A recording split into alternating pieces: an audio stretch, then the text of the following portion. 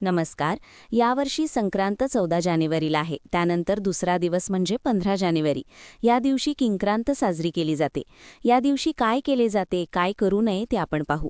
पंचांगामध्ये किंक्रांतीला करी असेही म्हटले आहे. या दिवशी काहीजण बेसनाचे धिरडे करून खातात, तर काहीजण भोगीच्या दिवशी जी बाजरीची भाकरी केलेली असते ती राखून ठेवतात आणि ती किंक्रांतीच्या दिवशी खाल्ली जाते. पौराणिक कथेनुसार सांगितले जाते की किंवा किंकरासूर नावाचा एक राक्षस होता आणि तो प्रजेला खूप त्रास देत होता. प्रजेची त्या राक्षसापासून सुटका करण्यासाठी देवीने संक्रांतीचे रूप घेतले आणि किंक्रांतीच्या दिवशी या किंकरसुराचा वध करून जनतेची त्याच्या त्रासापासून सुटका केली. म्हणून किंक्रांत साजरी केली जाते, म्हणजेच वाईटावर विजय मिळवला जातो. मात्र तरीही किंक्रांत हा दिवस अशुभ मानला जातो. या दिवशी कोणतेही शुभकार्य केले जात नाही, कुठल्याही कामाची नवीन सुरुवात केली जात नाही, नवीन खरेदी विक्री केली जात नाही. शक्यतो प्रवास टाळावा. एखादा नवीन निर्णय या दिवशी घेतला जात नाही. वादविवाद टाळावा. किंक्रांतीच्या दिवशी स्त्रिया हळदी